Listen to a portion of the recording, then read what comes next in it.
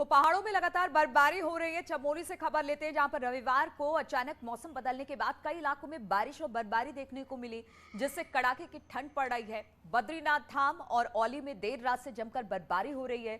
बद्रीनाथ धाम में लगभग 5 से 6 इंच बर्फ गिरी है, तो वहीं औली के ऊपरी इलाकों में 1 से 2 इंच तक मोटी परत बर्फ की जम गई है। जो लोग औली घूमने के लिए आए थे, उनके लिए बर्फबारी किसी अच्छी सौगात से कम नहीं है। चमोली के ऊंचाई वाले इलाकों में लगातार बर्फबारी हो रही है, जिससे ग्रामीण क्षेत्रों में जनजीवन अस्त व्यस्त हो गया है। वहीं प्रशासन भी बर्फबारी के बाद अलर्ट मोड पर है। तो लगातार बर्फबारी हो रही है ऊंचाई वाले इलाकों में। गंगोत्री, यमुनोत्री में बर्फबारी हो रही है और कई इंच बर्फबारी हुई है। हालांकि जो लोग यहां पर घूमने आए थे, उनके लिए तो एक सौगात से कम नहीं है, लेकिन जो लोग वहां पर रह रहे हैं, उनके लिए थोड़ी दिक्कत जरूर आ गई है, परेशानी हो रही है।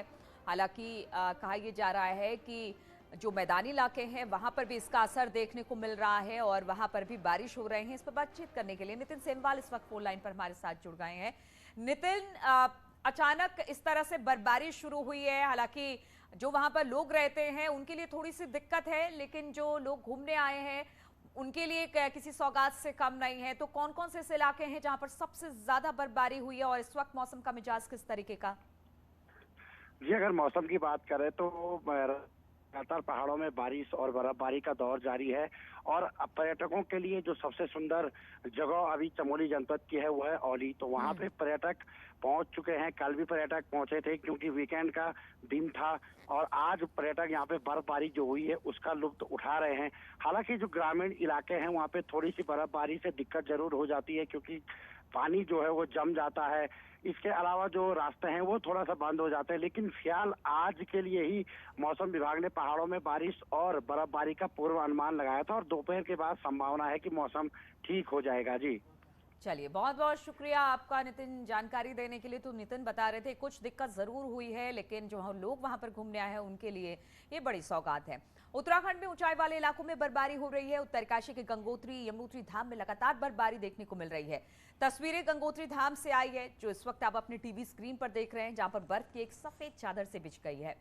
वहीं पूरी गंगोत्री घाटी बर्फ में लिपटी दिखाई दे रही है। इसके अलावा हरसिल, मुखवा में भी हल्की बर्फबारी हो रही है। वहीं बागेश्वर, हल्द्वानी समेत कई इलाकों में इस वक्त बारिश देखने को मिल रही है। तो बहुत खूबसूरत नजारा वहां का देखने को मिल रहा है।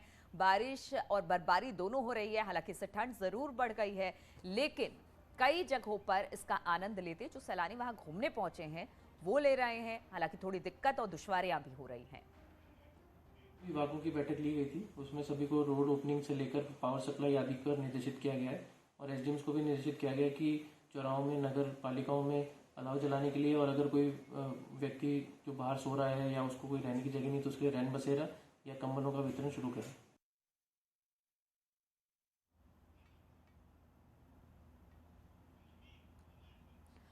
और बातचीत करने के लिए बलबीर इस वक्त फोन लाइन पर हमारे साथ जुड़ गए हैं। बलबीर, वहां पर लगातार बारिश और बर्फबारी का दौर जारी है। ऊंचाई वाले इलाकों में बर्फबारी हो रही है। कौन कौन से ऐसे इलाके हैं जहां पर सबसे ज्यादा बर्फबारी हो रही है, और वहां पर कब तक इस तरह का मौसम रहने की बात हो रही है? बिल्कुल, इस समय गंगोत्री और यमुनोत्री धाम की हम बात करें तो दोनों धामों में अच्छी खासी बर्फबारी इस समय हो रही है। और इसके साथ जो निचले क्षेत्र पड़ते हैं, हरसिल, सुक्की, वहां पे भी बर्फबारी हो रही है। और मोरी का जो धार की दून है, उस तरफ भी अच्छी सी बर्फबारी हो रही है। तो कह सकते हैं कि जिस तरह से बर्फबारी हुई है, तो मौसम ने ठंड बढ़ा दी है और पूरे जनपद में अच्छी खासी ठंड महसूस की जा रही है। और जो जिला प्रशासन है, उन्होंने निर्देश किए हुए हैं, खासकर बीआरओ को, कि गंगोत्री हाईवे को वो सुचारू रखें। और इसके अलावा जो यमुनोत्री हाईवे है, लोनीव्यू को निर्देश किए गए हैं कि मार्ग को, अगर मार्ग कहीं पे बंद होता है तो उसको सुचारू किया जाए। तो जिस तरह से मौसम विभाग का ने कहा है कि अगले 12 घंटे इस तरह का मौसम रह सकता है, तो अच्छी खासी बर्फ गंगोत्री और यमुनोत्री धाम समेत जो हाईवे है उन पे भी देखी जा सकती है। और हाईवे भी बंद हो सकते हैं। हालांकि अभी रात की खबर यह है कि हाईवे अभी बंद नहीं हुए हैं। जहाँ पे बर्फबारी हो रही है, वहाँ पे बीआरओ की मशीनें बर्फ को साफ कर रही है। और मौसम की बात करें तो मौसम लगातार जो ऊपरी क्षेत्र है, वहाँ पे बारिश के साथ बर्फबारी भी हो रही है। जी ठीक है, बहुत बहुत शुक्रिया आपका बलबीर, हमारे साथ जुड़ने के लिए। और रुद्रपुर से खबर है, जहां पर सोशल मीडिया में एक्सीडेंट का एक वीडियो वायरल हो रहा है। वीडियो में 2 युवक स्कूटी से बेतरतीब तरीके से गाड़ी चलाते नजर आ रहे हैं और आगे जाकर गड्ढे में गिर गए।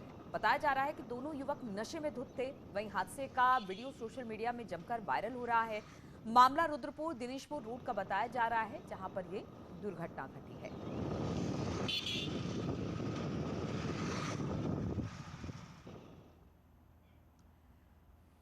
और बीएसपी सुप्रीमो मायावती ने उत्तराखंड में मजबूती से अकेले चुनाव लड़ने का फैसला किया। उन्होंने कहा कि उत्तराखंड में हम बेहतर विकल्प लाएंगे और मजबूत सरकार बनाएंगे।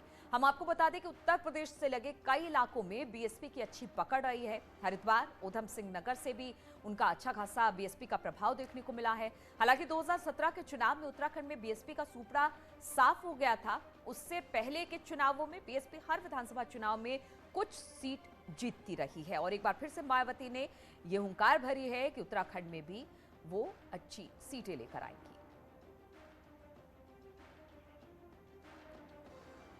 यूपी से लगे उत्तराखंड स्टेट में भी इस बार बीएसपी अपना बेहतर रिजल्ट लाएगी।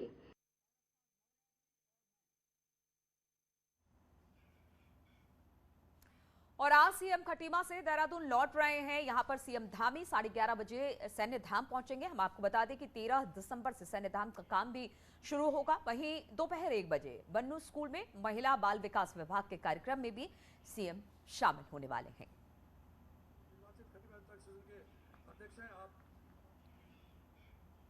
और देहरादून से खबर लेते हैं, जहां पर धामी कैबिनेट मीटिंग होनी है। बताया जा रहा है कि कैबिनेट में 4 धाम देवस्थानम एक्ट, नजूल भूमि एक्ट समेत कई प्रस्ताव पर मुहर लग सकती है। शाम को 5 बजे सचिवालय में इस बैठक को रखा गया है। तो आज कैबिनेट की बैठक है, बेहद अहम मानी जा रही, क्योंकि कुछ ऐसे प्रस्ताव है जिस पर मुहर लग सकती है। इसमें 4 धाम देवस्थानम एक्ट, नजूल भूमि एक्ट समेत कई प्रस्ताव पर आज मुहर लग सकती है। शाम 5 बजे सचिवालय में कैबिनेट की बैठक बुलाई गई है।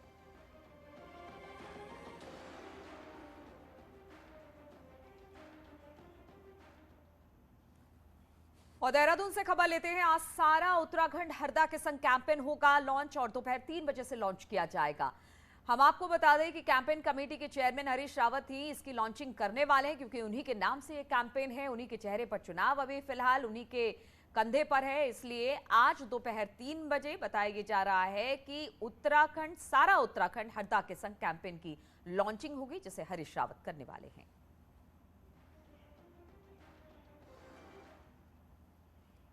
और ऋषिकेश कर्णप्रयाग रेलवे परियोजना से जुड़ी खबर है, जिसकी रफ्तार अब धीमी हो गई है। पिछले 10 दिनों से इसका निर्माण कार्य बंद पड़ा है। परियोजना प्रभावितों का कहना है कि उनकी मांगे अब तक नहीं मानी गई है। साथ ही उन्होंने कहा कि मुआवजा भी अभी तक नहीं मिला है। प्रभावितों ने जल्द मामले में मदद की मांग की है। वहीं कांग्रेस ने परियोजना प्रभावितों के काम बंद करने का समर्थन किया है। हालांकि बीजेपी का कहना है कि इस मामले को जल्द सुलझा लिया जाएगा और सर्किल रेट को लेकर कैबिनेट में प्रस्ताव लाया जाएगा। बात कर रहे थे कि जो पॉलिसी के अंतर्गत में हमको जो लाभ मिलने थे, जो अधिकार हमको मिलने थे, वो इन्होंने अभी तक वर्तमान में हमको दिए नहीं। अब मुआवजा, चाहे वो जमीन का मुआवजा हो, चाहे वो सरकारी नौकरी का हो, चाहे उसमें 18 साल वाले वयस्क का जो 3 में जो है एक सेपरेट फैमिली का जो मुआवजा मिलना चाहिए। जायज मांग है, तो हमारे साथ भेदभाव हो रहा है और वो ठीक किया उन्होंने। जब तक हमारी मांगे पूरी नहीं होगी हम नहीं करने देंगे काम। उनके भविष्य की कीमत पर, उनकी आशाओं की कीमत पर, उनके सपनों की कीमत पर। सर्किल रेट को रिवाइज करने के लिए कैबिनेट में एक प्रस्ताव ला रहे हैं और मुझे लगता है कि जल्दी ये प्रस्ताव आ जाएगा और उससे सैकड़ों लोगों का जो सर्किल रेट है वो ठीक हो जाएगा। और अब बात करते हैं कोरोना की। तो उत्तराखंड में धीरे धीरे एक बार फिर से कोरोना के मामले लगातार बढ़ते चले जा रहे हैं। प्रदेश में 28 नवंबर से 4 दिसंबर के बीच फिर केस बढ़े हैं। इस हफ्ते उत्तराखंड में कोरोना के 162 नए मामले सामने आए। वहीं इस हफ्ते 4 लोगों की मौत भी हुई है। इससे पहले सितंबर के दूसरे हफ्ते में 165 केस आए थे। वहीं कोविड के नए वेरिएंट से भी खतरा बढ़ने लगा है। चुनावी सीजन में सरकारी मशीनरी भी तय नहीं कर पा रही है कि इस माहौल में कोविड को कैसे रोका जाए।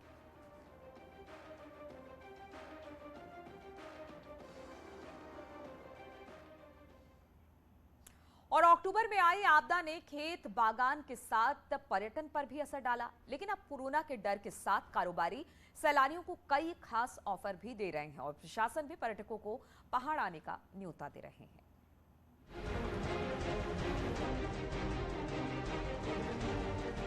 रामगढ़ में आई आपदा के बाद खाली पड़े मुक्तेश्वर के इन होटलों में रौनक लौटने की उम्मीद जगी है। क्रिसमस के साथ 31st को लेकर कारोबारी उत्साहित हैं और फेस्टिव सीजन को लेकर खास तैयारी की जा रही है। गुलाबी ठंड में हिमालयन रेंज के दीदार के साथ सैलानियों को विशेष पैकेज ऑफर किए जा रहे हैं, तो वहीं पहाड़ के खान-पान के साथ ट्रैकिंग, मेडिटेशन, साइकिलिंग और खेल गतिविधियों का छोटा पैकेट बड़ा धमाल के तौर पर तैयार किया गया है। न्यू ईयर और क्रिसमस के लिए हम लोग इस तरीके से पैकेज बना रहे हैं कि उसमें थोड़ा सा डिफरेंट करने के लिए, जैसे गाला डिनर और ये सब तो होते ही हैं, तो हम उसमें थोड़ा सा जैसे ट्रैकिंग की एक्टिविटी या उसमें साइकिलिंग, थोड़ा बहुत कुछ और एक्साइटमेंट लोगों के लिए जोड़ रहे हैं, ताकि लोगों को जो जैसे मुक्तेश्वर कई बार आ चुके हैं लोग, तो हर बार वो चौली की जाली या भालूगढ़ वाटरफॉल जाता है, तो हम अब सोच रहे हैं कि कुछ ऐसे नए स्पॉट्स भी डेवलप किए जाए जिससे मुक्तेश्वर का क्रेज टूरिस्टों में बना रहे। दरअसल पिछले सालों में कोरोना के साथ अक्टूबर में रामगढ़ में आई आपदा से मुक्तेश्वर के टूरिज्म कारोबार को करोड़ों का नुकसान उठाना पड़ा। सड़कें बंद होने से टूरिस्ट यहां पहुंच नहीं सके, जिसकी वजह से घाटा भी इन लोगों को हुआ। हालांकि टूरिज्म कारोबार को पटरी पर लाने के लिए कारोबारी अब मेहनत में जुटे हैं, तो जिला प्रशासन भी सैलानियों को पहाड़ में वाइल्ड लाइफ, झील और हिमालय के दर्शन का न्योता दे रहा है। तो मैं तो टूरिस्टों से ये कह रहा हूँ कि आप लोग आइए, क्योंकि हमारे पास वो चीज़ है शायद और स्टेट्स में नहीं है। हमारे पास लेक्स हैं, हमारे पास वाइल्ड लाइफ है, हमारे पास हिमालय का सबसे बड़ा रेंज है पूरे उत्तराखंड में। जो रेंज हिमालय का उत्तराखंड से दिखता है वो संभवतः पूरे भारतवर्ष में किसी भी जगह से आपको इतनी लंबी रेंज आपको नहीं दिखती है। आपदा से उबर रहे टूरिज्म इंडस्ट्री पर अगर कोरोना की छाया फिर न पड़ी तो साल जाते जाते पर्यटन को बेहतर कारोबार की उम्मीद है। हालांकि मुक्तेश्वर के कारोबारियों ने जैसी तैयारी की है उसमें मस्ती तो है ही, साथ ही सेहत का भी खास ख्याल रखा जा रहा है। मुक्तेश्वर नैनीताल से वीरेंद्र बिष्ट की रिपोर्ट। और इस वक्त देहरादून से खबर आ रही है, जहां पर होमगार्ड्स और नागरिक स्थापना दिवस पर रैतिक परेड का आयोजन किया गया है, जिसमें सीएम धामी भी शामिल हो रहे हैं। सीधी तस्वीरें देहरादून से हम आपको दिखा रहे हैं, जहां पर होमगार्ड्स और नागरिक स्थापना दिवस पर रैतिक परेड का आयोजन किया गया है और इसी मौके पर सीएम धामी इस कार्यक्रम में शिरकत कर रही हैं। तस्वीरें सीधे हम आपको देहरादून से दिखा रहे हैं।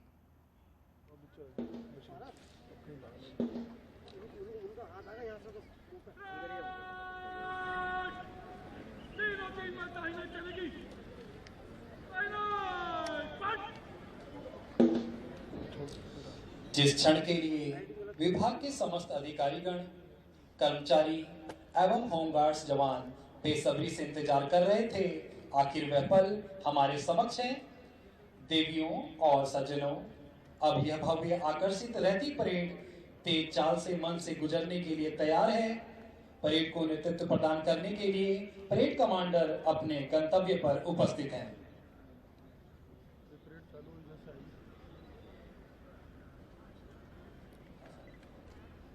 तस्वीरें हम आपको दिखा रहे हैं। होमगार्ड्स और नागरिक स्थापना दिवस पर रैतिक परेड का आयोजन किया गया है, जिसकी सलामी अभी मुख्यमंत्री लेंगे। हम आपको बता दें कि होमगार्ड्स और नागरिक स्थापना दिवस आज मनाया जा रहा है। इसी मौके पर सीएम धामी इस कार्यक्रम में शामिल हुए हैं। तस्वीरें हम आपको दिखा रहे हैं और परेड की यहाँ से शुरुआत हो गई है। तेज चाल के आदेश पर रैतिक परेड माननीय मुख्यमंत्री जी को अभिवादन प्रस्तुत करने हेतु अग्रसर हो गई है। जवान उमंगित होकर कदम से कदम मिलाते हुए प्रदेश के मुख्यमंत्री जी को यह आश्वस्त कर रहे हैं कि श्रीमान, आप समय समय पर हमें जो भी दायित्व सौंपेंगे, हम उन आदेशों का प्राणपण के साथ पूरा करने में अपना सर्वस्व न्यौछावर कर देंगे। आप सभी से हमारा निवेदन है कि इस भव्य रैतिक परेड को अपनी तालियों से इसकी गति को ऊर्जा अवश्य दीजिएगा। देव शिवावर मोहे शुभ कर मन ते कभू न डरूं, न डरूं हर्षों जब जाए लड़ूं, निश्चय कर अपनी जीत करूं। जीवन को आदर्श तरीके से जीने तथा अनुशासित एकबद्ध महत्व को आलोकित करती आज की ये रैतिक परेड आपके समक्ष अपने प्रदर्शन हेतु तत्पर है। आप सभी महानुभावों की गरिमामय उपस्थिति, सराहना और उत्साहवर्धन आज की रैतिक परेड जवानों की और शक्ति और ऊर्जा को बढ़ाएगा। मंच के बाएं से आती परेड कमांडर के हाथों में चमकता तेज कदमों में भरा साहस और सहस्त्रों सूरज के साथ चलने का एहसास किए। तो होमगार्ड्स और नागरिक स्थापना दिवस पर रैतिक परेड की सलामी लेते हुए मुख्यमंत्री को आप देख पा रहे थे। रुकेंगे छोटे से ब्रेक के लिए।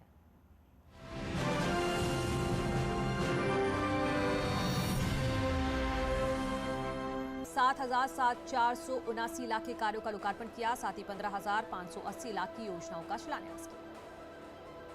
केंद्रीय मंत्री धर्मेंद्र प्रधान ने वाराणसी में बृहद स्वच्छता अभियान की शुरुआत की। सड़क पर झाड़ू लगाकर इस अभियान की शुरुआत की। सांसद स्मृति ईरानी एक दिवसीय दौरे पर अमेठी पहुंची। लाखों लोगों की लागत से बन रहे बस स्टेशन का किया उद्घाटन, साथ ही करोड़ों की परियोजनाओं का शिलान्यास भी किया। सिद्धार्थनगर में विश्वविद्यालय में दीक्षांत समारोह का आयोजन, राज्यपाल आनंदीबेन पटेल मुख्य अतिथि के रूप में हुई शामिल। कई बच्चों को गोल्ड मेडल देकर सम्मानित किया गया। बागपत में समाजवादी पार्टी के प्रदेश अध्यक्ष नरेश उत्तम का स्वागत करने को लेकर आपस में भिड़े कार्यकर्ता, एसपी ऑफिस के बाहर हुआ बवाल। दिल्ली में ओमिक्रॉन का पहला केस सामने आने से मचा हड़कंप, तंजानिया से लौटा था शख्स, दिल्ली के स्वास्थ्य मंत्री ने दी जानकारी। महाराष्ट्र में मिला ओमिक्रॉन का चौथा केस, साउथ अफ्रीका से लौटे शख्स में ओमिक्रॉन वेरिएंट की पुष्टि, साथ में सफर कर रहे 25 लोगों की रिपोर्ट नेगेटिव। देश भर में टीकाकरण भी तेजी से हो रहा है। स्वास्थ्य मंत्री मनसुख मंडाविया ने ट्वीट कर जानकारी दी। देश की 50% से ज्यादा वयस्क आबादी को वैक्सीन की दोनों डोज लगी। कोरोना की तीसरी लहर की आशंका को लेकर सिविल हॉस्पिटल रुड़की ने तैयारी पूरी की। 40 बेड का वार्ड तैयार किया गया। हिंदू महासभा के ऐलान को लेकर मथुरा में अलर्ट, रैपिड एक्शन फोर्स और अर्धसैनिक बलों के जवान जगह जगह तैनात। 6 दिसंबर को शाही ईदगाह में श्रीकृष्ण की प्रतिमा का जलाभिषेक करने का किया था ऐलान। रुद्रपुर में हाईवे पर मौजूद दुकानों में लगी भीषण आग, लाखों रुपए का हुआ नुकसान। दमकल ने कड़ी मशक्कत के बाद आग पर पाया काबू। कौशाम्बी में बेकाबू डंपर ने एक मासूम कुमारी टक्कर, हादसे में बच्चा गंभीर रूप से घायल, बाद में एक बाइक सवार को भी रौंदा। हापुड़ के पिलखवा रोड पर तेज रफ्तार कार बेकाबू होकर पलटी, हादसे में 2 लोगों की मौके पर मौत। कार सवार अतरौली के रहने वाले थे। सुल्तानपुर में सड़क हादसे में 2 लोगों की मौत, 4 लोग घायल। पूर्वांचल एक्सप्रेसवे पर हुआ हादसा। मऊ में कई दुकानों में पुलिस ने की छापेमारी। इस दौरान खाद्य विभाग की टीम ने एक मिठाई की दुकान से मिठाइयों के सैंपल जांच के लिए भेजे। दोहरी हाटी थाना क्षेत्र का मामला। मेरठ में सगाई समारोह में थूक कर रोटी बनाने का वीडियो आया सामने। पुलिस ने आरोपी को गिरफ्तार किया। थाना कंकरखेड़ा क्षेत्र का मामला। देवरिया में नकली खाद की फैक्ट्री का खुलासा। पुलिस ने मामले में 17 लोगों को पकड़ा। गैंगस्टर एक्ट के तहत की जाएगी कार्रवाई। सहारनपुर में धरने पर बैठा पीड़ित परिवार, न्याय न मिलने पर जताई नाराजगी। विवाद के बाद एक शख्स की हुई थी मौत।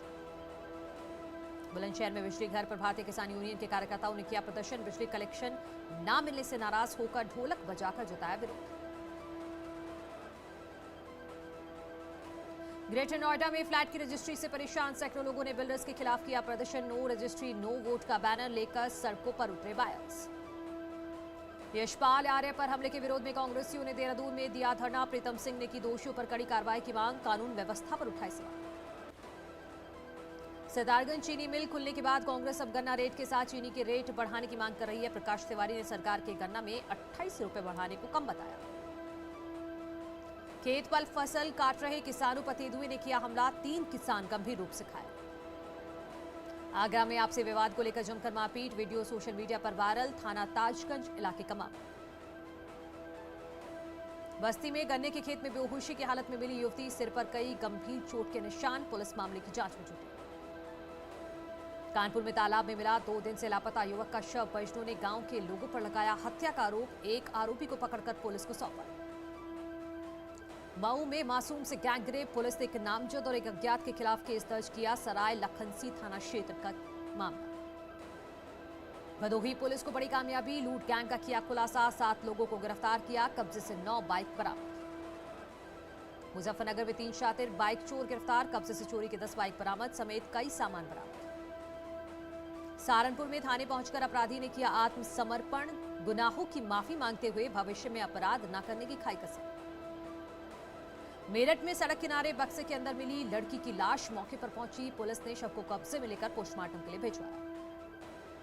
नोएडा में 3 लड़कों को बंधक बनाकर मारपीट करने का आरोप। पैसों के लेन देन में हुई मारपीट में तीनों घायल। सेक्टर 80 का मामला। कुशीनगर में स्कूली छात्राओं की मारपीट कैमरे में कैद। बीच सड़क पर आपस में भिड़ी छात्राएं। बुद्ध गेट के पास की घटना। बाराबंकी में हर्ष फायरिंग का वीडियो आया सामने। लाइसेंसी बंदूक से युवक ने किया कई राउंड हर्ष फायर। शाहजहांपुर में घर में लाखों के जेवरात और नकदी चुराकर फरार हुए चोर, पुलिस मामले की छानबीन में जुटी। लखनऊ में महिला पर चाकू से हुआ जानलेवा हमला, आरोपी युवक ने गले पर चाकू से किया वार, घायल महिला ट्रॉमा सेंटर में भर्ती। मुजफ्फरनगर में पत्नी की फावड़े से काटकर पति ने की हत्या, फरार हत्यारे पति की तलाश में जुटी पुलिस।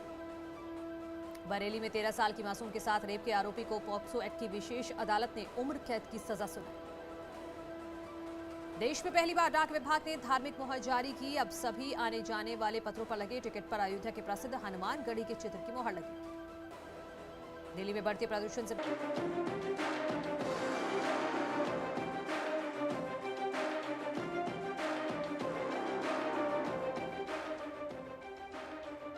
इस वक्त हम खबर आपको बता दें, आतंकी ऑपरेशन के दौरान शहीद हुआ जवान आज पार्थिव शरीर देहरादून पहुंचने वाला है। 2018 में भर्ती हुए थे गौतम लाल।